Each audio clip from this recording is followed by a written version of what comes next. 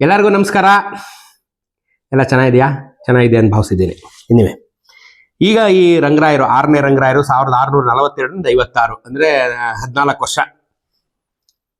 ಇವರು ಈ ದುರಂತದ ನಾಯಕ. ಇವನೇ ದುರಂತದ ನಾಯಕ. ಎಚ್ಚಮ ನಾಯಕ ತೀರ್ಕೊಂಡ್ಮೇಲೆ ಎಲ್ಲ ದುರಂತಗಳ ಸರಮಾಲೆ ಅವಳ ಮುಂದೆಯಿಂದನೇ. ಅಫ್ಕೋರ್ಸ್ 1565 ಇಂದನೇ ದುರಂತದ ಸರಮಾಲೆ. ಒಂದು ಸ್ಟಾಪು ವೀರ ವೆಂಕಟಪತಿ ರಾಯರು. ಒಂದು ಸ್ವಲ್ಪ ಮೇಲೆ ಕೇಳೋ ಚಾನ್ಸ್ ಇತ್ತು, ಆಗ್ಲಿಲ್ಲ. ಇನ್ನೂ ಕುಸಿತಾ ಇತ್ತು. ಇನ್ನೊಂದು ಸ್ಟಾಪು ಎಚ್ಚಮ ನಾಯಕ, ಅಲ್ಲೊಂದು ಸ್ವಲ್ಪ ನಿಲ್ಲಿಸ್ತಾ. ಈಗ ಅದು ಬಿಟ್ಟ ತಕ್ಷಣ ಇನ್ನೇನು ಸ್ಟಾಪ್ ಇಲ್ಲ, ದದ್ದ ದದ್ದ ದದ್ದ ದದ್ದ ಅಂತ ಕೆಳಗಡೆ ಬಂದ್ಬಿಡ್ತಾ ಇದ್ದೀವಿ. ಆಯ್ತಾ? ಈ 6ನೇ ರಂಗರಾಯನೇ ಇವ್ರು ಇನ್ನವರಿದ್ದ 2ನೇ ವೆಂಕಟಪತಿ ರಾಯನೇ ಪೆನ್ಕೊಂಡಿನ ಬಿಟ್ಬಿಟ್ಟು ಎಸ್ಕೇಪ್ ಆಗಿ ವೆಲ್ಲೂರಿಗೆ ಸೇರ್ಕೊಂಡ್ಬಿಟ್ಟಿದ್ದ. ಸೊ ಇವನು ವೆಲ್ಲೂರಲ್ಲೇ ಇದ್ದ. ಇಮ್ಮಡಿ ವೆಂಕಟಪತಿ ರಾಯನ ತಿರುವಾಯ ಶ್ರೀರಂಗರಾಯನು ವಿಜಯನಗರ ಸಾಮ್ರಾಜ್ಯವನ್ನು ನೇರಿದನು. ವಿಜಯನಗರ ಸಾಮ್ರಾಜ್ಯ ಅಲ್ಲ, ವೆಲ್ಲೂರು ಸಾಮ್ರಾಜ್ಯದ ಪಟ್ಟವನ್ನು ನೇರಿದನು. 6ನೇ ರಂಗರಾಯನೆಂದು ಚರಿತ್ರಕಾರರನ್ನ ಗುರುತಿಸ್ತಾರೆ. ಅದನ್ನ ಈಗ ನಾನು ನಿನ್ನೆ ಹೇಳಿದ್ದೀನಿ ಯಾರಪ್ಪ ಇವನು ಅಂತ. ಆಯ್ತಾ? ಇವನ ಆಳ್ವಿಕೆಯು ಗಲಿಬಿಲಿಯಲ್ಲಿ ಪ್ರಾರಂಭವಾಯಿತು. ಇವನು ಆ ಪಟ್ಟ ಹತ್ತಿದ್ದು ಯಾರಿಗೂ ಇಷ್ಟ ಇರಲಿಲ್ಲ. ಹಿಂದಿನ ಆಳ್ವಿಕೆಯಲ್ಲಿ 2ನೇ ವೆಂಕಟಾದ್ರಿ ಆಳ್ವಿಕೆಯಲ್ಲಿ ಎರಡನೇ ವೆಂಕಟಪತಿ ರಾಯನ ಆಳ್ವಿಕೆಯಲ್ಲಿ ಪ್ರೈಮ್ ಮಿನಿಸ್ಟರ್ ಆಗಿದ್ನಲ್ಲ ದಾಮುರ್ಲಾ ವೆಂಕಟಾದ್ರಿ ನಾಯಕ, ಅದೇ ಅವ್ರ ಅಪ್ಪನ ಹೆಸರು ಚನ್ನಪಟ್ಟಣ, ಅವ್ರ ಅಪ್ಪನ ಹೆಸರು ಚೆನ್ನನಾಯಕನ ಹೆಸರು ಚನ್ನಪಟ್ಟಣ ಅಂತ ಕಟ್ಟಿದ್ರಲ್ಲ, ಮೋಸ್ಟ್ ಇನ್ಫ್ಲೂಯೆನ್ಷಿಯಲ್ ಮ್ಯಾನು. ಅವನಿಗೆ ಆಗ್ತಿರ್ಲಿಲ್ಲ. ಅವನೇ ಡೈರೆಕ್ಟ್ ಆಗಿ ಹೇಳ್ತಾನೆ, ನೀನ್ ನನಗೆ ಇಷ್ಟ ಇಲ್ಲ ಅಂತ ಹೇಳ್ಬಿಟ್ಟು ಗೋಲ್ಕೊಂಡದವ್ರನ್ನ ಕರ್ಸ್ಬಿಡ್ತಾನೆ. ಅಹ್ಮದ್ ಕುತುಬ್ ಶಾ ಕರೆಸ್ತಾನೆ. ಇದನ್ ಗೊತ್ತಾದ ತಕ್ಷಣ ಇವನೇನ್ ಮಾಡ್ತಾನೆ, 6ನೇ ರಂಗರಾಯ ಒಂದ್ ಸ್ವಲ್ಪ ಜನನ ಸಪೋರ್ಟ್ ತಗೊಂಡು ಅವನ್ನ ಜೈಲ್ಗೆ ಹಾಕ್ಬಿಟ್ಟು ಇನ್ನೊಬ್ಬ ಮಲ್ಲಯ್ಯ ಅನ್ನೋನ್ಗೆ ಅಧಿಕಾರ ಕೊಡ್ತಾನೆ. ಪ್ರೈಮ್ ಮಿನಿಸ್ಟರ್ ಆಗಿ ನೀನ್ ನೋಡ್ಕೋಗುರು ಇದನ್ನ ಅಂದ್ಬಿಟ್ಟು ಅವನಿಗೆ ಕೊಡ್ತಾನೆ. ಈ ಮಲ್ಲಯ್ಯ ಇವನು ಮೊದ್ಲ್ಯಾರು ವ್ಯಾಪಾರಿ. ಇವನು ಡಚ್ಚರ ಜೊತೆ ವ್ಯಾಪಾರ ವ್ಯವಹಾರ ಮಾಡ್ಕೊಂಡು ಸಾಮ್ರಾಜ್ಯಕ್ಕೆ ಕಪ್ಪ ಕಾಣಿಕೆ ಕಟ್ಕೊಂಡು ಸ್ವಲ್ಪ ಹತ್ರ ಆಗಿದ್ದವನು ರಾಜ ಅರಮನೆಗೆ ಹತ್ರ ಆಗಿದ್ದವನು. ಯಾವಾಗ ಇವನು ಹತ್ರ ಆಗಿದ್ನಲ್ಲ, ಕ್ಲೋಸ್ ಆಗಿದ್ನಲ್ಲ ಇವನು ರಂಗರಾಯ, ಹೆಂಗ್ ಕ್ಲೋಸ್ ಆಗಿದ್ದ ಇಲ್ಲ. ಇನ್ನೊಂದೇನ್ ಗೊತ್ತೇನ್ರಿ ಈ ಕಡೆ, ಯಾರೋ ಒಬ್ಬ ರಾಜ ಆಗಿರ್ತಾನೆ, ಇಮ್ಮಡಿ ವೆಂಕಟಪತಿ ರಾಜ ಆಗಿರ್ತಾನೆ. ಇವ್ನು ಚಿಕ್ಕ ಹುಡುಗಾಗಿನ ಬೆಳಿತಾ ಇರ್ತಾನಲ್ಲ, ಆಗ ನನಗೆ ಯಾರು ಕ್ಲೋಸು ಅಂತ ಗುರುತಿಸ್ಕೊಂಡು ತಂದೇ ಆದಂತ ಒಂದು ಟೀಮ್ ಕಟ್ಕೊಂಡಿರ್ತಾರೆ ಇವರು. ನಾಳೆ ದಿನ ನಾನು ರಾಜ ಆದ್ರೆ ಯಾರ್ಯಾರು ಬರ್ಬೇಕು ಅಂತ. ಅವ್ನು ಕೂತ್ಕೊಂಡ ತಕ್ಷಣ ಇವನ್ ಕರ್ದ. ಇಲ್ಲ ಅಂದ್ರೆ ನಾಳೆ ಬೆಳಗ್ಗೆನೆ ಮಲ್ಲಯ್ಯ ನೀ ಬಾ ಅಂದ್ರೆ ಅವ್ನು ಬರ್ಬೇಕಲ್ಲ. ಇವನು ಒಳ್ಳೆ ಇದ್ರಲ್ಲಿದ್ದು ಫೈನ್ ಟ್ಯೂನಿಂಗ್ ಅಲ್ಲಿ ಇದ್ರು ಅಂತ ಅರ್ಥ. ಅದು ಫೈನ್ ಟ್ಯೂನಿಂಗ್ ಅಲ್ಲಿ ಯಾವಾಗಿದ್ರು ಮುಂಚೆಯಿಂದನು, ರಾಜ ಆಗ್ಬೇಕಾದ್ರೆ ಮುಂಚೆಯಿಂದನು ಇವನು ಈ ಮಲ್ಲಯ್ಯನ ಜೊತೆ ಫೈನ್ ಟ್ಯೂನಿಂಗ್ ಅಲ್ಲಿ ಇದ್ದ. ಅದಕ್ಕೆ ಅವನ್ ದಾಮುರ್ಲ ವೆಂಕಟಾದ್ರಿ ನಾಯಕ ಗಲಾಟೆ ಮಾಡಿದ ತಕ್ಷಣ ಅವ್ನು ಜೈಲ್ಗೆ ಹಾಕ್ಬಿಟ್ಟು ನೀ ಬಾ ಅಂತ ಕರ್ದ. ಆಯ್ತಾ? ಈಗ ಇಲ್ಲೇನಾಯ್ತು, ಈ ಡಚ್ಚರು ಇಂಗ್ಲಿಷ್ನವ್ರು ಈ ಮದ್ರಾಸ್ ಪಟ್ಟಣ ಕಟ್ಬಿಟ್ರಲ್ಲ, ಚನ್ನಪಟ್ಟಣ ಮದ್ರಾಸ್ ಅಂತ ಏನ್ ಕಟ್ಟಿದ್ರಲ್ಲ, ಡಚ್ಗೆ ಹೊಟ್ಟೆ ಉರಿ ಶುರು ಆಯಿತು. ಇಂಗ್ಲಿಷ್ನವ್ರಿಗೆ ಪೋರ್ಚುಗೀಸ್ ಸಪೋರ್ಟ್ ಇಂದ ಇವ್ರು ಕಟ್ಕೊಂಡಿದ್ರು. ಇವನೇನ್ ಮಾಡ್ಬಿಟ್ಟ, ವೆಂಕಟಾದ್ರಿ ಹೆಸರಲ್ಲಿ ಅಧಿಕಾರ ಇದ್ದಿದ್ದು, ಯಾವುದು ರಾಯಲ್ ಸೀಲ್ ಇದ್ದಿದ್ದು ವೆಂಕಟಾದ್ರಿ ಹೆಸರಲ್ಲಿ. ವೆಂಕಟಾದ್ರಿ ಸೀಲ್ ಹಾಕಿದ್ರು ಮುಗೀತು ಅನ್ನೋ ತರ ಇತ್ತಲ್ಲ, ಅದನ್ನ ಅಂದ್ರೆ ಸೀಲ್ ಇದ್ದಿದ್ದು ರಂಗರಾಯನ ಹೆಸರಲ್ಲೇ, ಹಾಕೋನ್ ಇವನಲ್ವಾ. ಸೊ ಇವನ್ ಕೈಲಿ ಕಂಟ್ರೋಲ್ ಇತ್ತಲ್ಲ. ಇವನೇನ್ ಮಾಡ್ಬಿಟ್ಟ, ಈ ವೆಂಕಟಾದ್ರಿಯ ಪ್ರಾಂತ್ಯ ಇತ್ತಲ್ಲ, ಯಾವುದು ಈ ಮದ್ರಾಸ್, ಅವನ ಹೆಸರಲ್ಲೇ ತಾನೆ, ಅವನ ತಂದೆ ಹೆಸರಲ್ಲಿ ತಾನೆ, ಅದನ್ನ ತನ್ನ ಕಂಟ್ರೋಲ್ ತಗೋಬೇಕು. ಇಂಗ್ಲಿಷ್ನವ್ರು ಇವನ್ಗೇನು ಸೊಪ್ಪಾಗ್ತಾ ಇಲ್ಲ. ಯಾಕಂದ್ರೆ ಇವನೊಬ್ಬ ಡಚ್ಚರ್ ಜೊತೆ ಇವನು ವ್ಯಾಪಾರಿ, ಇವನ್ಗೆ ನಾನು ಕೊಡೋದು ಅಂತ. ಇವನು ಇದನ್ನ ಕಂಟ್ರೋಲ್ ತಗೋಬೇಕು ಅಂತ ಏನ್ ಮಾಡ್ತಾನೆ, ತನ್ನ ಬಿಸ್ನೆಸ್ ಪಾರ್ಟ್ನರ್ಸ್ ಇರ್ತಾರಲ್ಲ ಡಚ್ಚು, ಅವನ್ ಸಹಾಯ ಕೇಳ್ತಾನೆ. ಅದನ್ನ ಡಚ್ ಸಹಾಯ ತಗೊಂಡ್ಬಿಟ್ರು. ಇಂಗ್ಲಿಷ್ ಅವ್ರನ್ನ ಓಡಿಸ್ಬಿಟ್ರು ಈ ಮಡ್ರಾಸ್ ಪಟ್ಟಣ, ಫೋರ್ಟ್ ಸೈಂಟ್ ಜಾರ್ಜು ಇವೆಲ್ಲ ತಾನು ಕಬಳಿಸ್ಕೊಂಡ್ಬಿಡಕ್ಕೆ ಅಂತ ನೋಡ್ತಾ ಇರ್ತಾನೆ. ಆಯ್ತಾ? ಅಷ್ಟರಲ್ಲಿ ಈ ದಾಮುರ್ಲ ವೆಂಕಟಾದ್ರಿ ನಾಯಕ ಇರ್ತಾನಲ್ಲ, ಇವನು ಒಳಗೆ ಫಸ್ಟ್ ಏನೇ ಗೋಲ್ಕೊಂಡದವ್ರು ಹೇಳ್ ಕಳ್ಸಿರ್ತಾರಲ್ಲ, ಇವನು ಹೇಳ್ ಕಳ್ಸೋದ್ರಲ್ಲಿ ಬರೋ ಅಷ್ಟರೊಳಗೆ ಇವನು ಜೈಲ್ಗೆ ಹಟ್ಬಿಟ್ಟಿರ್ತಾರಲ್ಲ. ಈಗ ಬರ್ತಾರೆ ಅವರು ಗೋಲ್ಕೊಂಡದವ್ರು, ಗೋಲ್ಕೊಂಡದವ್ರು ಬಂದು ಈ ಮುತ್ತಾಕ್ತಾರೆ, ಮದ್ರಾಸನ್ ಮುತ್ಕೋತಾರೆ ಗೋಲ್ಕೊಂಡದವ್ರು. ಆಗ ಇವನ್ಗೆ ಯೋಚನೆ ಆಗುತ್ತೆ. ಯೋಚನೆ ಆಗಿ ಏನಾಯ್ತು, ಏನ್ ಮಾಡೋದಪ್ಪ ಅಂತಿದ್ದಾಗ ಅದೃಷ್ಟಕ್ಕೆ ಇವನೇನ್ ಮಾಡ್ತಾನೆ, ವೆಲ್ಲೂರಿಂದ ಸೈನ್ಯ ಕಳಿಸ್ತಾನೆ. ಈ 6ನೇ ರಂಗರಾಯ ವೆಲ್ಲೂರಿಂದ ಸೈನ್ಯ ಕಳಿಸಿದಾಗ, ವೆಲ್ಲೂರಿಂದ ಬಂದಂತ ಸೈನ್ಯಕ್ಕೂ ಈ ಗೋಲ್ಕೊಂಡದವ್ರ ಸೈನ್ಯಕ್ಕೂ ಮದ್ರಾಸಲ್ಲಿ ಯುದ್ಧ ಆಗಿ 1644ರಲ್ಲಿ ಈ ಗೋಲ್ಕೊಂಡದವ್ರು ಸೋತು ಓಡೋಗ್ತಾರೆ. ಇವ್ರಿಗೆ ವಿಜಯ ಆಗುತ್ತೆ. ಅದರಲ್ಲೂ ಈ ಅಧಪತನದಲ್ಲೂ ಒಂದು ಬೆಳಕು. ಗೋಲ್ಕೊಂಡದವ್ರನ್ನ ಅಹ್ಮದ್ ಕುತುಬ್ ಶಾ ಕಡೆಯವ್ರನ್ನ ಸೋಲಿಸ್ತಾ ಇವನು ಅಂತ. ಈ ಸ್ವಲ್ಪ ದಿನಗಳಲ್ಲೇ ಈ ಮಲ್ಲಯ್ಯನಿಗೂ ಈ ಡಚ್ಗೂ ಮತ್ತೆ ಒಂಥರ ವೈಮನಸ್ಯ ಹುಟ್ಬಿಡುತ್ತೆ. ಅಷ್ಟೇ ಅಲ್ಲಿವರೆಗೆ ಫ್ರೆಂಡ್ಸ್ ಆಗಿರ್ತಾರಲ್ಲ, ವೈಮನಸ್ಯ ಹುಟ್ಬಿಡುತ್ತೆ. ರಂಗರಾಯ ಏನ್ ಮಾಡ್ತಾನೆ, ತನ್ನ ರಾಜ್ಯದಲ್ಲಿ ಡಚ್ಚರ ಸರಕುಗಳನ್ನೆಲ್ಲ ಸ್ವಾಧೀನಪಡಿಸಿಕೊಂಡು ಮಾರಾಟ ಮಾಡ್ಬಿಡಿ ಅಂತ ಹೇಳ್ಬಿಡ್ತಾನೆ. ಆಗ ಇವನೇನ್ ಮಾಡ್ತಾನೆ ಮಲ್ಲಯ್ಯ, ಎಲ್ಲ ಇದೆಲ್ಲ ನಮ್ದಪ್ಪ, ನೀನು ಊರು ಖಾಲಿ ಮಾಡಿ, ನೀನು ಎಲ್ಲ ನಮ್ದು ಅಂತಾನೆ. ಆಗ ಈ ಗಲಭೆಯಲ್ಲಿ ಇದೆಲ್ಲ ನೋಡ್ತಿರ್ತಾನಲ್ಲ, ಇದನ್ನ ನೋಡ್ತಾ ಇದ್ದಂಥ ಪೋರ್ಟ್ ಸೈಂಟ್ ಜಾರ್ಜ್ ಅಲ್ಲಿ ಇದ್ದಂಥ ಇಂಗ್ಲಿಷ್ನವರು, ಏನಪ್ಪ ನಮ್ಮ ಸೇಫ್ಟಿ ಕತೆ, ಏನಪ್ಪ ಇದು, ನಮ್ಮ ಸೇಫ್ಟಿ ಏನ್ ಮಾಡೋದು ಅಂತ ಹೇಳಿ ಈ ರಂಗರಾಯನ ಹತ್ರ ಹೋಗ್ತಾರೆ. ಹೋಗ್ಬಿಟ್ಟು, ಸಾರ್ ನೀವು ನೋಡಿ, ನಾವು ಇದ್ವಿ ಇಲ್ಲಿವರೆಗೆ ಪೋರ್ಟ್ ಸೈಂಟ್ ಜಾರ್ಜ್ ಕಟ್ಕೊಂಡು, ಈ ಗಲಾಟೆಗಳು ನೋಡ್ತಾ ಇದ್ರೆ, ಈಗ ನೀವು ಡಚ್ ಇಲ್ಲಿರೋ ಅಂತ ಡಚ್ದು ಆಸ್ತಿ ಅಂತಸ್ತು ಸಾಮಾನು ಸರಂಜಾಮ್ ಎಲ್ಲ ನಮ್ದೇ ಅಂತ ಇಟ್ಕೊಂಡು ಊಡ್ಬಿಟ್ಟು ಓಡಿಸ್ತಾ ಇದ್ದೀರಾ, ನಾಳೆ ನಮ್ನು ಹಂಗೆ ಓಡಿಸಲ್ಲ ಅಂತ ಏನ್ ಗ್ಯಾರಂಟಿ? ಅದಕ್ಕೆ ನೀವು ಕೊಟ್ಟಿದ್ದೀರಲ್ಲ ಅಗ್ರಿಮೆಂಟು, ಅದನ್ನು ರಿನ್ಯೂ ಮಾಡಿಸ್ಕೊಡಿ. ಸಾರಿ, ಪೋರ್ಟ್ ಸೈಂಟ್ ಜಾರ್ಜ್ ಕಟ್ಕೊಳ್ಳಿ ಅಂತ ಒಂದು ಅಗ್ರಿಮೆಂಟ್ ಮಾಡ್ಕೊಟ್ಟಿದ್ದೀರಲ್ಲ ಚಂದ್ರಗಿರಿ ಕೋಟೆಯಲ್ಲಿ ಕೂತ್ಕೊಂಡು, ಇದನ್ನ ರಿನ್ಯೂ ಮಾಡಿಸಿ ಅಂತ ಹೇಳ್ತಾರೆ. ರಾಯಭಾರಿಯನ್ನು ಕಳುಹಿಸಿ ತಮ್ಮ ಪಾಳ್ಯವನ್ನು ಕುರಿತು ಹಿಂದೆ ವೆಂಕಟಾದ್ರಿ ನಾಯಕನ ಮುಖಾಂತರದಿಂದ ಸಂಪಾದಿಸಿದ ಆಜ್ಞಾಪತ್ರವನ್ನು ರಂಗರಾಯನಿಂದ ಇನ್ನೊಮ್ಮೆ ದೃಢಪಡಿಸಿಕೊಳ್ಳಬೇಕೆಂದು ಬಗೆದರು. ಅದನ್ನೇ ರಿನ್ಯೂವಲ್, ಇನ್ನೊಮ್ಮೆ ದೃಢಪಡಿಸಿ ಅಂದ್ರೆ ರಿನ್ಯೂವಲ್. ರಂಗರಾಯ ಅದಕ್ಕೆ ಓಕೆ ಅಂತ ಹೇಳ್ತಾನೆ. ಇಂಗ್ಲಿಷರು ಈ ಪಾಳ್ಯದಲ್ಲಿ ತಂದು ಮಾರಾಟ ಮಾಡುವ ಸರಕುಗಳ ಮೇಲಿನ ಟ್ಯಾಕ್ಸ್ ವೇವ್ ಆಫ್ ಮಾಡ್ತಾನೆ, ಸುಂಕವನ್ನ ತೆಗೆದನು, ಸುಂಕವನ್ನು ಮುಕ್ತಾಯ ಮಾಡಿದನು. ಅಲ್ಲಿನ ನ್ಯಾಯ ಮತ್ತು ಆಡಳಿತ ಅಧಿಕಾರವನ್ನು ದಯಪಾಲಿಸಿದನು. 1645 ಅಲ್ಲಿದ್ದು. ಸೊ ಇನ್ನೊಂದ್ಸಲಿ ಅಗ್ರಿಮೆಂಟ್ನ ರಿನ್ಯೂ ಮಾಡಿಸಿ, ನಿಮ್ಮ ಪಾಡ್ ನೀವಿರ್ರಿ, ನಾವೇನು ನಿಮ್ಗೆ ಡಿಸ್ಟರ್ಬ್ ಮಾಡಲ್ಲ, ಇಂಗ್ಲೀಷ್ನವ್ರೆ ನಿಮ್ಮ ಪಾಡ್ ನೀವು ಮಾಡಿ, ನಿಮ್ಮ ಟ್ಯಾಕ್ಸ್ ಎಲ್ಲ ವೇವ್ ಆಫ್, ನೀವೇನು ನಂಗೆ ಸುಂಕ ಹಿಂಗೆ ಕಟ್ಬೇಡಿ, ನೀವೇನಾರ ಮಾರಾಟ ಮಾಡ್ಕೊಳ್ಳಿ ಅಂದ್ಬಿಡ್ತಾನೆ.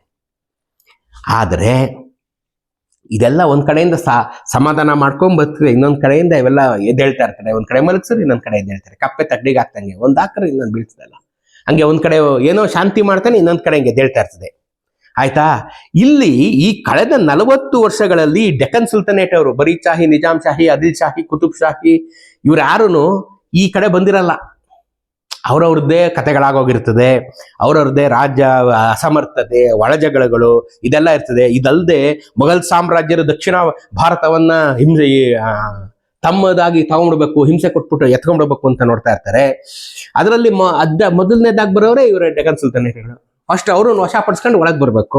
ಸೊ ಹಂಗಾಗಿ ಅಕ್ಬರ್ ಬಾದಶಹನಿಂದ ಶುರುವಾದ ದಂಡಯಾತ್ರೆಯು ಅವನ ಮೊಮ್ಮಗನಾದಂಥ ಶಹಜಾನ ಕಾಲದಲ್ಲಿ ಮುಂದುವರೆದು ಮೊಘಲರು ದಕ್ಷಿಣದಲ್ಲಿ ತಮ್ಮ ವರ್ಚಸ್ಸನ್ನು ಹೆಚ್ಚು ಹೆಚ್ಚು ಬೀರುತ್ತಾ ಒಳನುಗ್ಗಲಾರಂಭಿಸಿದರು. ಇವರು ಮೊಘಲ್ಸ್ ಒಳಗೆ ಬರಕ್ಕೆ ಶುರು ಆಗ್ತಾರೆ. ಅಕ್ಬರು, ಜಹಾಂಗೀರು, ಹುಮಾಯೂನು, ಶಹಜಹಾನು, ಆಮೇಲೆ ಔರಂಗಜೇಬು ಅಲ್ವೇನ್ರಿ? ಈಗ ದಕ್ಷಿಣ ಭಾರತದಲ್ಲಿ ಅಹ್ಮದ್ ನಗರ್, ಬಿಜಾಪುರ್, ಗೋಲ್ಕೊಂಡ ಮುಂತಾದ 3 ಮಹಮ್ಮದೀಯ ರಾಜ್ಯಗಳು ಇದ್ದುವು. ಅದರಲ್ಲಿ ಅಹ್ಮದ್ ನಗರ 1637ರಲ್ಲಿ ತನ್ನ ಅಸ್ತಿತ್ವವನ್ನ ಕಳೆದುಕೊಂಡು ಮೊಘಲ ಸಾಮ್ರಾಜ್ಯದಲ್ಲಿ ಬೆರೆತು ಹೋಯಿತು. ಯಾವ ಅಳಿಯ ರಾಮರಾಯನನ್ನ ಯುದ್ಧ ಭೂಮಿಯಲ್ಲಿ ಕೊಂದಂತ ಅಹ್ಮದ್ ನಗರ, ಯಾವ ಅಳಿಯ ರಾಮರಾಯನ ರುಂಡವನ್ನ 200 ವರ್ಷಗಳಷ್ಟು ಕಾಲ ಉರುಸ್ ಮಾಡಿ ಮೆರೆಸಿ ತಮ್ಮ ಗೆಲುವನ್ನು ಸಂಭ್ರಮಿಸಿದಂತ ಅಹ್ಮದ್ ನಗರ 1637ರಲ್ಲಿ, 100 ವರ್ಷಗಳ ಕಾಲ, ಯಾಕೆಂದ್ರೆ 1565 ಅಲ್ಲಿ ತಾನೆ. ಸೊ 1565 ಇಂದ 1637 ವರೆಗೆ ಮುಳುಗಿಸಿದಂತ 100 ವರ್ಷಗಳ ಕಾಲ ಮೆರೆದಂತ ಅಹ್ಮದ್ ನಗರ ಮುಘಲರಿಗೆ ಸೇರೋಟಾಯ್ತು. ಅವ್ರು ಸೋತ್ ಮೇಲೆ ಮುಘಲರಿಗೆ ಸೇರ್ಕೊಂಡ್ಬಿಡ್ತು ಅಹ್ಮದ್ ನಗರ್. ಆದ್ಮೇಲೆ 12 ರಾಜ್ಯ ಮೊಘಲರ ಶಕ್ತಿಗೆ ತಲೆಬಾಗುವುದರಿಂದ ಅವರ ಜೀವನ ರೇಷೆಯು ಮುಂದೆ ಅರ್ಧ ಶತಮಾನದವರೆಗೆ ಲಂಬಿಸಿತು. ಅಂದ್ರೆ ಕಾಂಪ್ರಮೈಸ್ ಆಗ್ಬಿಡ್ತಾರೆ. ಅಹ್ಮದ್ ನಗರದವ್ರು ಕಾಂಪ್ರಮೈಸ್ ಆಗಲ್ಲ, ಈ ಬೀದರ್ನವ್ರು ಕಾಂಪ್ರಮೈಸ್ ಆಗುತ್ತಾರೆ, ಗೋಲ್ಕೊಂಡದವ್ರು ಕಾಂಪ್ರಮೈಸ್ ಆಗ್ತಾರಲ್ಲ, ಇನ್ನೊಂದು 50 ವರ್ಷ ಮುಂದಕ್ಕೆ ಹೋಗುತ್ತೆ ಅವ್ರ ವಿನಾಶ. ವಿಜಾಪುರವು ಮೊಘಲರ ಅಧಿಕಾರವನ್ನು ಒಪ್ಪಿಕೊಂಡು ನಿರ್ಭಯವಾಯಿತು 1634 ವಿಜಾಪುರ ಒಪ್ಕೊಂಡ್ಬಿಡುತ್ತೆ. ಆಯ್ತಪ್ಪ, ನಿನ್ನ ಅಧೀನದಲ್ಲಿ ಇರ್ತೀನಿ ನಾನು ಅಂತ. ಬಳಿಕ ಬಲಗೊಂಡ ಆದಿಲ್ ಶಾಹನು ಈವರೆಗಿನ ಶಾಂತಿಯನ್ನು ಭಂಗಿಸಿ ಇಲ್ಲಿಗೆ ಬಂದು ಅಟ್ಯಾಕ್ ಮಾಡ್ತಾನೆ. ಅಲ್ಲಿ ಇವ್ರ ಜೊತೆ ಕಾಂಪ್ರಮೈಸ್ ಆಗ್ಬಿಡ್ತಾನೆ ಮೊಘಲ್ಸ್ ಜೊತೆ 1634 ಕಾಂಪ್ರಮೈಸ್ ಆದ್ಮೇಲೆ ಇವ್ರ ತಂಟೆಗೆ ಅವ್ರು ಬರಲ್ವಲ್ಲ, ವಾಪಸ್ ಹೋಗ್ತಾರಲ್ಲ. ಇವನ್ ಬಂದು ಈ ವೆಲ್ಲೂರ್ ಅಟ್ಯಾಕ್ ಮಾಡ್ತಾನೆ. ಈ ವೆಲ್ಲೂರ್ ಅಟ್ಯಾಕ್ ಮಾಡಿದ ತಕ್ಷಣ ವಿಜಾಪುರದ ಸೇನಾಪತಿಪತಿಯಾದ ರಣದುಲ್ಲಾ ಖಾನ್, ಈಗ ತಗೊಂಬಣ್ಣು, ಈಗ 1634 ಈಗ ಬನ್ನಿ ನಮ್ಮ ತವಕೆ. ವಿಜಾಪುರದ ಸೇನಾಧಿಪತಿಯಾದ ರಣದುಲ್ಲಾ ಖಾನು ಮತ್ತೊಬ್ಬ ಸೇನಾಧಿಪತಿಯಾದ ಶಹಾಜಿಯೊಂದಿಗೆ, ಯಾರು ಶಹಾಜಿ, ಶಿವಾಜಿಯ ತಂದೆ ಶಹಾಜಿಯೊಂದಿಗೆ ನಮ್ಮ ವಿಜಯನಗರದ ಪಶ್ಚಿಮ ಭಾಗದ ಚಿಕ್ಕ ಚಿಕ್ಕ ಮಂಡಳಗಳತ್ತ ದಾಳಿ ಮಾಡಿದನು. ಯಾವ್ಯಾವುದು? ಬಂಕಾಪುರ, ಹರಿಹರ, ತರೀಕೆರೆ ಮುಂತಾದವುಗಳನ್ನೆಲ್ಲ ವಶಪಡಿಸ್ಕೊಂಡು ಮೈಸೂರಿಗೆ ಬಂದು ಶ್ರೀರಂಗಪಟ್ಟಣ ಅಟ್ಯಾಕ್ ಮಾಡಿದಾಗ ಶ್ರೀರಂಗಪಟ್ಟಣದಲ್ಲಿ ಹಾಕೊಂಡು ಗುದ್ದುಮಿ ತೀಡಿ ಅವನ್ನ ಓಡಿಸ್ತಾರೆ. ಯಾರನ್ನ? ರಣದುಲ್ಲಾ ಖಾನನ್ನು ಓಡಿಸ್ತಾರೆ. ರಣಧನ ಕಾಲನ್ನ ಓಡಿಸಿ ಮೈಸೂರು ಅರಸರ ಬಲವಾದ ಹೊಡೆತಕ್ಕೆ ಕಂಗೆಟ್ಟು ಹಿಂತೆಗೆದನು. ಅದಾದ್ಮೇಲೆ ಬೆಂಗಳೂರಿಗೆ ಬಂದು ಬೆಂಗಳೂರಲ್ಲಿ ಇಮ್ಮಡಿ ಕೆಂಪೇಗೌಡರನ್ನ ಸೋಲಿಸಿ ಶಹಾಜಿ ಅದನ್ನ ಬಿಜಾಪುರಕ್ಕೆ ಸೇರಿಸಿ ತಾನು ಇಲ್ಲಿ ಕೂತ್ಕೋತಾರೆ ಶಹಾಜಿಯವರು. 16 ವರ್ಷಗಳ ಕಾಲ ಕೂತ್ಕೊಂಡು ಇಲ್ಲಿ ಆಡಳಿತ ಮಾಡ್ತಾರೆ ಬೆಂಗಳೂರಲ್ಲಿ. ಆಯ್ತಾ, 1638ರಲ್ಲಿ ಇದು. ಈ ದಂಡಯಾತ್ರೆಯು ಮುಂದುವರೆದು ಪೂರ್ವಕ್ಕೆ ಹೊರಳಿತು. ವೆಲ್ಲೂರು, ಜಿಂಜಿ ಕೋಟೆಗಳು ವಶವಾದವು. ಈ ಮೇರೆಗೆ ಸ್ವಾಧೀನವಾದ ಕೋಲಾರ, ದೊಡ್ಡಬಳ್ಳಾಪುರ, ಶಿರಾ ಮುಂತಾದ ಘಟ್ಟದ ಮೇಲು ಕೆಳಗಿನ ಪ್ರದೇಶ ಮೇಲೆ ಶಹಾಜಿ ಅಧಿಕಾರವಾಗಿ ಸ್ಥಾಪಿತವಾದನು. ಮುಂದೆ ಈ ಪ್ರದೇಶವು ಈತನಿಗೆ ಉಂಬಳಿಯಾಗಿ ದೊರಕಿತು. ಶಹಾಜಿಗೆ ಉಂಬಳಿಯಾಗಿ ಕೊಟ್ಬಿಡ್ತಾನೆ ಅಲ್ಲೇ ಆದಿಲ್ ಶಾ. ಇದೊಂದು ವಿಪತ್ತು. ಈ ಕಡೆ ಎಲ್ಲಾ ಊರುಗಳು ಕೈ ಬಿಟ್ಟೋಗಿ ಎಲ್ಲ ಆದಿಲ್ ಶಾಹಿಗಳ ಕೈಗೆ ಸಿಕ್ಕಾಕೊಂಡ್ಬಿಡ್ತಾ ಇದೆಯಲ್ಲ. ಇನ್ನೊಂದು ಕಡೆಯಿಂದ ಗೋಲ್ಕೊಂಡ ರಾಜ್ಯವು ಇಷ್ಟು ದಿನದ ಆಲಸ್ಯವನ್ನು ಕಿತ್ತೊಗೆದು ವಿಜಯನಗರದಲ್ಲಿ ದಾಳಿಯನ್ನಿಟ್ಟಿತು. ಸೇಮ್ ವಿಜಯನಗರ ಅಂದ್ರೆ ಇವ್ರುಗಳದ್ದು, ಪೆನಕೊಂಡೆ ಅಂಡ್ ಆಸ್ ವೆಲ್ ಅಸ್ ವೆಲ್ದೂರು. ವಿಜಯನಗರದ ದೂರದ ಈಶಾನ್ಯದ ಗಡಿಗಳು ಒಂದೊಂದಾಗಿ ಗೋಲ್ಕೊಂಡದ ಬಾಯಿಗೆ ತುತ್ತಾಗಿದವು. ಆಯ್ತಾ, ಮುಂದೆ ಈ ಕಾಲದಲ್ಲಿ ಇಮ್ಮಡಿ ವೆಂಕಟಪತಿ ರಾಯನ ಕೊಲೆಯಲ್ಲಿಯೂ ಈ ಉದಯಗಿರಿ ಅಂದ್ರೆ ನೆಲ್ಲೂರು ಕೈ ಬಿಟ್ಟು ಹೋಗಿತ್ತಲ್ಲ, ಅದನ್ನ ಇನ್ನೊಂದಷ್ಟು ಮಾಡಿ ವೆಂಕಟಾದ್ರಿಯು ಇದು ಮೊದಲೇ ಇಮ್ಮಡಿ ವೆಂಕಟಪತಿ ರಾಯನ ಕಾಲದಲ್ಲೇ ಇವ್ರು ಬಂದು ಈ ನೆಲ್ಲೂರು ಉದಯಗಿರಿನ ವಶಪಡಿಸ್ಕೊಂಡು ದೇವಸ್ಥಾನಗಳನ್ನ ತೀಡಿಸ್ಬಿಟ್ಟು ಮಸೀದಿ ಕಟ್ಟಿರ್ತಾರೆ. ಆ ಗಾಯದ ಮೇಲೆ ಬರೆ ಹಾಕಿದಂಗೆ ಈ 6ನೇ ರಂಗರಾಯನ ಆಸ್ಥಾನದಲ್ಲಿ ಜೈಲ್ ಸೇರಿರ್ತಾನಲ್ಲ ದಾಬೂರ್ಲ ವೆಂಕಟಾದ್ರಿ ನಾಯಕ, ಗೋಲ್ಕೊಂಡದವ್ರನ್ನ ಇನ್ನೂ ಮುಂದಕ್ಕೆ ಬನ್ನಿ ಅಂತ ಅವ್ರನ್ನ ಸ್ವಾಗತ ಮಾಡ್ತಾನೆ. ವೆಂಕಟಾದ್ರಿ ನಾಯಕನ ಈ ರಾಷ್ಟ್ರದ್ರೋಹದ ವರ್ತನೆಯಿಂದ ಪರಚಕ್ರಕ್ಕೆ ರಾಜಮಾರ್ಗ ಕಲ್ಪಿಸಿಕೊಟ್ಟಲಾಯಿತು. ಅದಲ್ಲದೆ ಈ ಮೇಲ್ಪಂಕ್ತಿಯನ್ನು ಅನುಸರಿಸಲಿಕ್ಕೆ ಬೇರೆ ಬೇರೆ ಮಂಡಲದ ನಾಯಕರನ್ನು ಬಡಿದೆಬ್ಬಿಸಿದಂತೆ ಆಯ್ತು. ಇದು ನೋಡ್ಬಿಡು ಇನ್ನೂ ಯಾರು ಮಲಗಿರ್ತಾರಲ್ಲ ಚಿಕ್ಕ ಪುಟ್ಟ ಸಾಮಂತರು, ಅವರು ಎಲ್ಲ ಇದ್ರು ನಾವು ಸ್ವತಂತ್ರ ಆಗ್ತೀವಿ ಅಂತ. ಮೊದಲೇ ಸಾಮ್ರಾಜ್ಯದ ಪ್ರಭುತ್ವ ಎಂಬ ಅರಗಿನ ಮನೆಗೆ ಕೊಳ್ಳಿಯನ್ನೇ ಇಕ್ಕಡಂಗೆ ಕೂತಿದ್ದ ಮಧುರೈ ನಾಯಕನು, ಅಂದ್ರೆ ಈ ಮನೆಗೆ ಬೆಂಕಿ ಹಾಕಕ್ಕೆ ಕಾಯ್ಕೊಂಡು ಕೂತಿದ್ನಲ್ಲ ಮಧುರೈ ನಾಯಕ, ಯಾವ ಕಾಲದಿಂದ ಕಾಯ್ಕೊಂಡು ಕೂತಿದ್ರು, ಅಪ್ಪ ಮಕ್ಕಳು ಮೊಮ್ಮಕ್ಕಳು ಮರಿ ಮಕ್ಕಳು ಎಲ್ಲ ಹೆಂಗೆ ಕೂತಿದ್ರಲ್ಲ, ಇದರಿಂದ ಎಚ್ಚೆತ್ತುಕೊಂಡು ಸಾಮ್ರಾಜ್ಯ ವಿನಾಶದ ಧ್ವಜವನ್ನು ಎತ್ತಿ ಹಿಡಿದನು. ಅವನೇ ಸಾಮ್ರಾಜ್ಯ ವಿನಾಶವನ್ನು ಧ್ವಜವನ್ನು ಎತ್ತಿ ಹಿಡಿದನು. ಅದ್ರ ಕೈ ಕೆಳಗಡೆ ಜಿಂಜಿ ಅವರೆಲ್ಲ ಜಿಂಜಿ ಮುಂತಾದ ನಾಯಕರೆಲ್ಲ ಬಂದು ಸೇರ್ಕೊಂಡ್ಬಿಡ್ತಾರೆ. ಆಯ್ತಾ, ಈ ವೆಂಕಟಾದ್ರಿ ನಾಯಕನ ಔತಣವನ್ನು ಅಂಗೀಕರಿಸಿ ಬಂದಂತ ಗೋಲ್ಕೊಂಡಾದ ರಾಯನು 1644 ಅದು ಶಕ್ತಿ ಏನು ಅವನ ಕೆಚ್ಚೆದೆಯ ಸೇನಾ ಮೀರ್ ಜುಮ್ಲಾ ಇಲ್ಲೊಬ್ಬ ಬರ್ತಾನೆ. ಇವನು ಬಹಳ ಇಂಪಾರ್ಟೆಂಟ್. ಗೋಲ್ಕೊಂಡಾದ ಸೇನಾನಿ ಮೀರ್ ಜುಮ್ಲಾ. ಇದು ನಾನು ಆ ಕಡೆಯಿಂದ ಕತೆ ಹೇಳ್ತೀನಲ್ಲ ಇವ್ರದ್ದು, ಅವಾಗ ಈ ಮೀರ್ ಜುಮ್ಲನ್ ಕತೆ ಹೇಳ್ತೀನಿ ಏನು ಅಂತ. ಇವ್ರದ್ದು ಹೇಳ್ತೀನಲ್ಲಪ್ಪ ಈಗ ಬಹುಮನಿಸ್ದು, ಅವಾಗ ಹೇಳ್ತೀನಿ. ಈ ಮೀರ್ ಜುಮ್ಲಾ ಮಹಾಸೇನೆಯನ್ನು ಸಜ್ಜುಗೊಳಿಸಿ ಅಧಿಕವಾದ ಆವೇಶದಿಂದ ಇಲ್ಲಿ ಬಂದು ಧುಮುಕಿದನು. 1645 ಬರ್ತಾನೆ. ಒಂದಾದ ಮೇಲೊಂದು ಪ್ರದೇಶಗಳನ್ನು ಪಾದಕ್ರಾಂತ ಮಾಡುತ್ತಾ ರಾಯನ ನೆಲೆವೀಡಾದ ವೆಲ್ಲೂರನ್ನ ಸಮೀಪಿಸಿದನು. ಎಲ್ಲ ಕಡೆಯಿಂದ, ಒಂದ್ ಕಡೆಯಿಂದ ಆದಿಲ್ ಶಾಹಿಗಳೆಲ್ಲ ತಿನ್ಕೊಂಬತ್ತಾರೆ, ಇನ್ನೊಂದ್ ಕಡೆಯಿಂದ ಇವರು ಕುತುಬ್ ಶಾಹಿಗಳೆಲ್ಲ ತಿನ್ಕೊಂಬತ್ತಾರೆ. ಆಯ್ತಾ, ಎಲ್ಲ ತಿನ್ಕೊಂಬಂದು ಇದೇ ಸಮಯಕ್ಕೆ ಬಿಜಾಪುರ ಸೈನ್ಯವು ಘಟ್ಟವನ್ನು ಇಳಿದು ವೆಲ್ಲೂರ್ ಹತ್ರ ಬರ್ತಾ ಇತ್ತು. ಈ ಕಡೆಯಿಂದ ಗೋಲ್ಕೊಂಡಾದವರು ಬರ್ತಾರೆ, ಈ ಕಡೆಯಿಂದ ಬಿಜಾಪುರದವರು ಬರ್ತಾರೆ. ಇಬ್ಬರು ಕ್ರೂರಿಗಳ ಕೈಯಲ್ಲಿ ರಾಯನು ಸಿಕ್ಕಿಬಿದ್ದನು. ಇಬ್ಬರು, ಒಂದ್ ಕಡೆ ಗೋಲ್ಕೊಂಡ, ಇನ್ನೊಂದ್ ಕಡೆ ಬಿಜಾಪುರ, ಬಂದು ವೆಲ್ಲೂರ್ನ ಮುತ್ಕೋತಾರೆ. ಮಿಕ್ಕಿದ್ದೆಲ್ಲ ತೀರ್ಸ್ಕೊಂಡ್ಬಿಟ್ಟಿರ್ತಾರೆ, ಮಿಕ್ಕಿದ್ದೆಲ್ಲ ಅವ್ರ ಕೈಗೆ ಇಟ್ಕೊಂಡ್ಬಿಟ್ಟಿರ್ತಾರೆ. ಯಾರ್ಯಾರು ಸೋಲ್ತಾರೆ ಅವ್ರನ್ನೆಲ್ಲ ನುಂಗ್ಕೊಂಬತ್ತಿರ್ತಾರೆ. ಮೈಸೂರವರೊಬ್ರು ಸೋತಿರಲ್ಲ. ಆಯ್ತಾ, ಮಿಕ್ದವರೆಲ್ಲ ಸೋತಿರೋರ್ನೆಲ್ಲ ವಿಜಾಪುರಕ್ಕೆ ಸೇರ್ಸ್ಕೊತಾರೆ, ಕೋಲ್ಕಂಠಕ್ಕೆ ಸೇರಿಸ್ಕೊಂಡು ಎಲ್ಲ ಬಂದು ವೆಲ್ಲೂರ್ಗೆ ಬಂದು ನಿಂತ್ಕೋತಾರೆ. ಆಯ್ತಾ, ಬಿಜಾಪುರ ಮತ್ತು ಗೋಲ್ಕೊಂಡದ ದಂಡುಗಳು ಕೂಡಿಕೊಂಡು ರಾಯನ ಪ್ರೀತಿಯ ನೆಲೆವೀಡಾದ ವೆಲ್ಲೂರನ್ನ ಮುತ್ತಿದವು. ರಾಯನ ಪ್ರೀತಿಯ ನೆಲೆವೀಡು ಅಲ್ವಾ, ಅದಕ್ಕೆ ನಾನು ಇವನು ವಿಜಯನಗರದ ರಾಜ ಅಂತ ಕರೆಯಲ್ಲ. ಇವನು ಪ್ರೀತಿಯ ನೆಲೆವೀಡು ವೆಲ್ಲೂರಾದಾಗ ಇವನ್ ಯಾಕೆ ನಾವು ವಿಜಯನಗರದ ರಾಜ ಅಂತ ಕರಿಬೇಕು? ಪ್ರೀತಿಯ ನೆಲೆವೀಡು ವೆಲ್ಲೂರಾದಾಗ ವೆಲ್ಲೂರಿನ ರಾಜ ಅಲ್ವೇನ್ರಿ?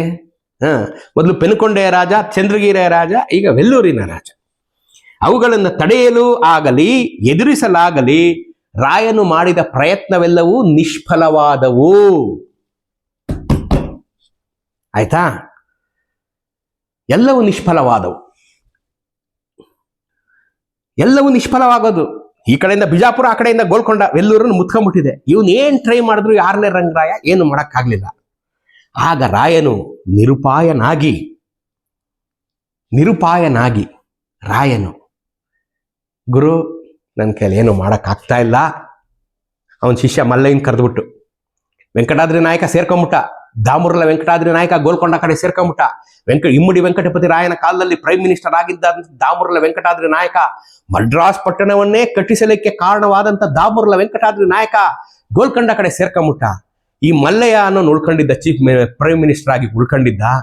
ಈ 6ನೇ ರಂಗರಾಯ, ಮಲ್ಲಯ್ಯ ಬಾರಯ್ಯ, ನನ್ನ ಕೈಲಿ ಏನು ಮಾಡೋಕ್ಕಾಗ್ತಾ ಇಲ್ಲ, ಏನಾದರೂ ಮಾಡು ನೀನು ಇದನ್ನ ಉಳಿಸ್ಕೊ ಅಂತ ಹೇಳಿ ರಾತ್ರಿ ವೆಲ್ಲೂರು ಬಿಟ್ಟು ಎಸ್ಕೇಪ್. ಯಾವ ಸಾಮ್ರಾಜ್ಯಕ್ಕೆ ಕಾಲಿಡೋದಕ್ಕೆ ಶತ್ರುಗಳು 10 ಸಲ ಯೋಚನೆ ಮಾಡ್ತಾ ಇದ್ವು, ಯಾವ ಸಾಮ್ರಾಜ್ಯದ ಬೀದಿಯಲ್ಲಿ ಮುತ್ತುರತ್ನಗಳು ಮಾರ್ತಾ ಇದ್ವು, ಯಾವ ಸಾಮ್ರಾಜ್ಯದ ಕೃಷ್ಣದೇವರಾಯ ಮಹಾರಾಯರು ಶತ್ರು ರಾಜ್ಯದೊಳಗೆ 7 ವರ್ಷಗಳ ಕಾಲ ದಂಡಯಾತ್ರೆ ಮಾಡಿದ್ರು, ಅಂತ ಸಾಮ್ರಾಜ್ಯದ ಒಬ್ಬ ರಾಜ ತನ್ನದೊಂದು ಪುಟ್ಟ ಕೋಟೆಯನ್ನು ರಕ್ಷಿಸಿಕೊಳ್ಳಲಾಗದೆ ಕೋಟೆ ಬಿಟ್ಟು ಓಡಿ ಹೋಗುವುದರೊಂದಿಗೆ ವಿಜಯನಗರ ಸಾಮ್ರಾಜ್ಯ ಸಂಪೂರ್ಣವಾಗಿ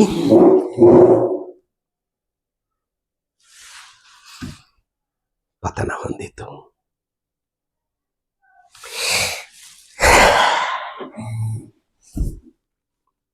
ಏನ್ ಹೇಳ್ಬೇಕ್ರಿ? ಎಂಥ ದುರ್ಗತಿ ರೀ, ಎಂಥ ದುರ್ಗತಿ. ಊರು ಬಿಟ್ಟು ಓಡೋದ ರಾಜನೊಬ್ಬ, ಊರು ಬಿಟ್ಟು ಓಡೋದ. 1ನೇ ಹರಿಹರ, ಬುಕ್ಕ, ಕುಮಾರ ಕಂಪಣ, ಸಾಳುವ ನರಸಿಂಗರಾಯ, ಕೃಷ್ಣದೇವರಾಯ ಮಹಾರಾಯರು, ಅಚ್ಯುತರಾಯರು, ಅಳಿಯ ರಾಮರಾಯರು, ವೆಂಕಟಪತಿ ರಾಯರಂತ ವೀರಾಧಿವೀರರು, ಎಚ್ಚಮ ನಾಯಕರಂತ ವೀರಾಧಿವೀರರನ್ನು ಕೊಟ್ಟಂತ ವಿಜಯನಗರ ಸಾಮ್ರಾಜ್ಯ 6ನೇ ರಂಗರಾಯನ ಕಾಲದಲ್ಲಿ ರಾಜನೇ ಊರು ಬಿಟ್ಟು ಓಡೋದಂಗಾಗೋಯ್ತು. ಹೊಟ್ಟೋದ ರಾಯ. ಅಲ್ಲಿಗೆ ಮುಗಿದೋಯ್ತಾ? ಹಂಗಾರೆ ವಿಜಯನಗರ ಸಾಮ್ರಾಜ್ಯ ಮುಗಿದೋಯ್ತಾ? ಅಥವಾ ವಿಜಯನಗರ ಸಾಮ್ರಾಜ್ಯದ ಕಥೆ ಮುಗೀತಾ? ಇಲ್ಲ, ಇನ್ನೂ ಇದೆ. ಸಾಮ್ರಾಜ್ಯದ ಕಥೆ ಇನ್ನೂ ಇದೆ. ಈ 6ನೇ ರಂಗರಾಯ ಓಡೋದ್ನಲ್ಲ, ಎಲ್ಲಿಗೆ ಓಡೋದ? ಮುಂದೆ ವೆಲ್ಲೂರಿನ ಕಥೆ ಏನಾಯ್ತು? ಈ ರಾಯನ ಕಥೆ ಏನಾಯ್ತು? ಎಲ್ಗ ಓಡೋಗಿರ್ಬೇಕಲ್ಲ, ಎಲ್ಗ ಓಡೋದ ಇವನು? ಬಹಳ ನೋವಿನ ಕಥೆ, ಆ ನೋವಿನಲ್ಲಿ ಒಂದು ಬೆಳ್ಳಿ ಕಿರಣದ ಕಥೆ, ಇವೆಲ್ಲ ಇದೆ. ಸೋಮವಾರ ಹೇಳ್ತೀನಿ.